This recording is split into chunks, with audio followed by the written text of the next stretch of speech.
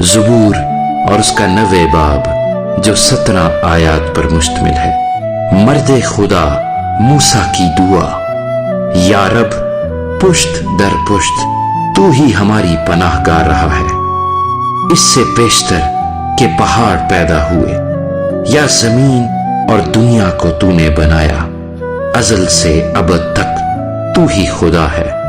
تو انسان کو پھر خاک میں ملا دیتا ہے اور فرماتا ہے اے بنی آدم لوٹ آؤ، کیونکہ تیری نظر میں 1000 برس ایسے ہیں جیسے کل کا دن جو گزر گیا اور جیسے رات کا ایک پہر۔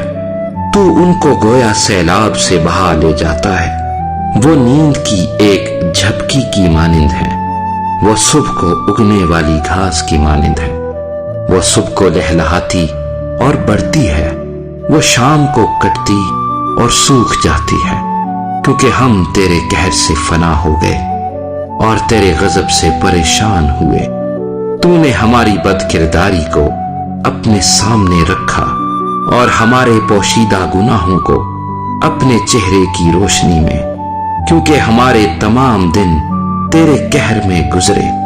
ہماری عمر خیال کی طرح جاتی رہتی ہے، ہماری عمر کی میعاد 70 برس ہے، یا قوت ہو تو 80 برس، تو بھی ان کی رونق محض مشقت اور غم ہے، کیونکہ وہ جلد جاتی رہتی ہے اور ہم اڑ جاتے ہیں۔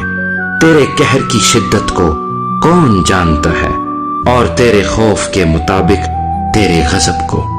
ہم کو اپنے دن گننا سکھا، ایسا کہ ہم دانا دل حاصل کریں۔ اے خداوند باز آ، کب تک؟ اور اپنے بندوں پر رحم فرما۔ صبح کو اپنی شفقت سے ہم کو آسودہ کر، تاکہ ہم عمر بھر خوش و خرم رہیں۔ جتنے دن تو نے ہم کو دکھ دیا اور جتنے برس ہم مصیبت میں رہے، اتنی ہی خوشی ہم کو عنایت کر۔ تیرا کام تیرے بندوں پر اور تیرا جلال ان کی اولاد پر ظاہر ہو، اور رب ہمارے خدا کا کرم ہم پر سایہ کرے۔